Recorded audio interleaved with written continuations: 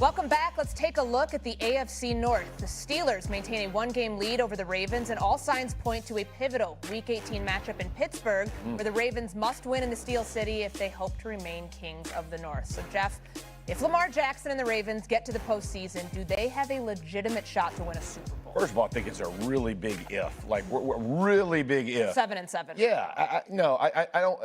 They just have not played well. Even the other day when they beat the Bengals, they're just not clean. And I don't know what's going on. Since Lamar came back from his injury, he hasn't really looked the same. Their offensive line hasn't played great. Their run game has been iffy. I don't see them making – it would have to look completely different than it has looked to this point. Like, if they flip back to how the offense looked in the early part of the season, first few weeks, I would say absolutely. But that has not shown up. And so I'm skeptical. Stephen A.?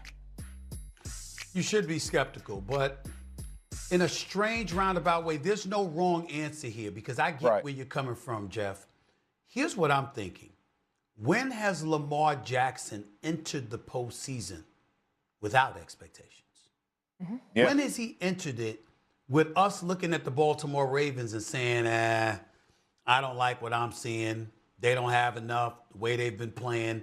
Think about this. You've got Andrews and Likely at the tight end spot. You've got Zay Flowers as a wideout. You've got King Henry as a running back. And Lamar Jackson's health has been compromised to some degree that even though he's getting better, he's still clearly not 100%.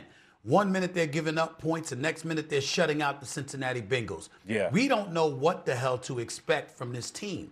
That makes them a wild card. And because they're a wild card, that diminishes expectations.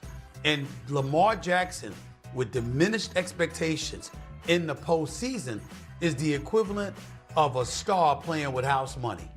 And I kind of like those chances. So again, I get where you're coming from. I'm not saying that you're wrong, but I don't have a problem with anybody who thinks differently if they're fortunate enough to get into the playoffs, which right now seems unlikely.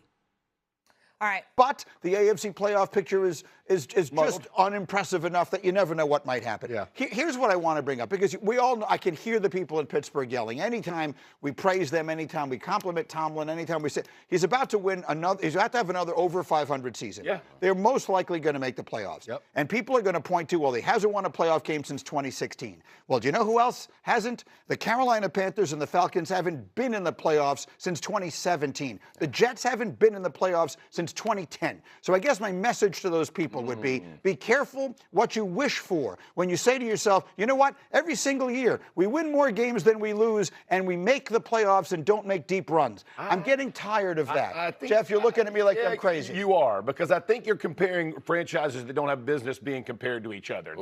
That's the problem. Tell me. The problem is the Steelers, the standard is the standard. And if you look at the Steelers, they believe in winning Super Bowls. They don't trade head coach, but everyone keeps winning Super Bowls. When you haven't won a playoff game since 2016, that's a problem for Steeler Nation. And whether you like it or dislike it, winning isn't just about getting in. It's about what you do once you get in. And they won't be able to answer that question, unfortunately, until the playoffs start again this year. But they've got to put wins to put this thing to bed. Otherwise, the conversation gets louder. It's a 40-plus-year-old quarterback. Again, what's the future look like? Highest paid defense. Can they hold it? So I appreciate you trying to compare those other franchises to them. They're not going to be in the same category. The tough thing is, like, what would be your reasoning for firing Mike Tomlin? It sounds like you're saying the reason for firing him is because he can't win a playoff game when he's already won a Super Bowl. Right. So, like, I get the point is you're frustrated he hasn't done it enough, but I think Greeny's point and my point would also be like, yeah, he gets you there. You know he's capable of doing it. Figure out what the problems are and don't necessarily throw the baby out with the bathwater. Pretty obvious. I mean, what is it? A quarterback. Right. I mean, so then firing the coach isn't going to solve that. Yeah. Well, but I'm saying, we say this about Tomlin a lot. Like, if you want to get on him for whatever role he has in roster construction, right? Fine. But I think as a coach, he's getting the most out of these rosters. I mean, like, they're signing Marquez Valdez-Scantling and Adam Thielen off the street in Week 14. Yeah. Like, that's a roster that needs some help. Right. Yeah. And they haven't addressed quarterback in a meaningful way since Ben Roethlisberger. They've tried, first-round pick. That didn't work out. This guy's 42. We don't know how long that'll hold up. So they have to figure that out. If they if they find themselves a Drake May, right, then all of a sudden I think you do have a better chance to win. The problem is where you draft when you're always 9 and 8. Right. That's the problem. The problem is you're going to draft. You have to go. Finding that guy is essential for the success of the Steelers. And unfortunately, and again, I had never said you should fire Mike Tomlin. Right. But I do appreciate that. But if you're a Steelers fan, just getting to the playoffs doesn't do it. I know that. Because once upon a time, in an NFL that was completely different than what we live in now, Chuck Noll won 4 Super Bowls because there was no free agency, and you kept a team that had 13 Hall of Famers on it together for a decade. It's not the way the world works. You know how many champions? The standard is the standard. Since then, they've won 2 Super Bowls. Bill Cowher won 1 Super Bowl. You either die a hero or live long enough to become the villain, and that's what's happening here. Cowher retired early. He's in the Hall of Fame, and he deserves it. Bill Cowher was an awesome coach, but he retired kind of young, and so people didn't get a chance to say, you know what, we've only won 1 Super Bowl with this guy. Agreed. I mean, winning 1 and going to another one is pretty good. It sure Absolutely. is.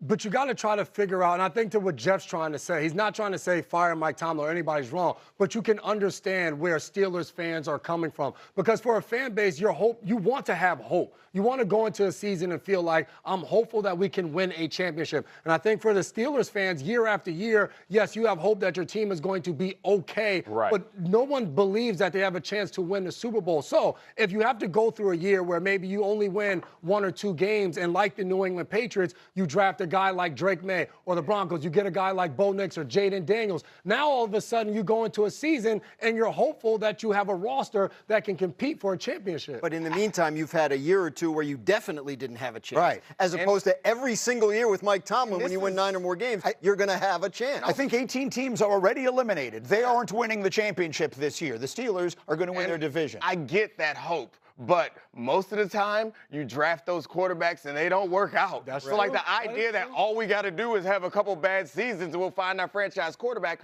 more often than not, you don't. And then you just have bad seasons that lead to more bad seasons. Like, the thing I respect the most about the Steelers is that they really do believe in that culture stuff. You know, when teams are giving up at the end of the year and they look soft and they look like they don't care, they have a bad week and they can't bounce back, they do not have a culture of we don't give up, we're going to fight. The Steelers have shown it time after time after time. And to me, that's more valuable than anything. And I get it. Like, if you were bad one year and you happen to be near the top of the draft, or you get fortunate and Lamar Jackson falls to the end of the draft, then your fortunes change. But bringing somebody in and risking losing that culture feels dangerous. There are teams that operate and find creative solutions, like the Tampa Bay Buccaneers with Baker Mayfield, right? Like, you can do it. But the problem the Steelers have had the last couple of years is they've tried to do it cheap. And that's not working out. Well, that's a different point, but and a good one. But I mean, I think that these outliers wind up convincing people. Well, why can't we be Kansas City? Well, you don't have Patrick Mahomes. Well, that's the difference, right? Lamar Jackson fell late in the first round. Unbelievable player. They haven't won a Super Bowl. They haven't been to a Super Bowl. They haven't won that many more playoff games than the Steelers have in this run of time. So I don't know. I find the whole thing a little bit confounding. It feels like a higher risk strategy. The one that people are arguing for is like, man, we just got to lose and get to the top of the draft. Like, if you land one of these quarterbacks, then it'll work out. That'll be great. But most of the time, you don't. You land a guy that's a flop. Try rooting for that team that really sucks sometimes. Tell me how much fun it is. Mac Jones about to get paid, y'all. Oh, he got 1 more year. He about to.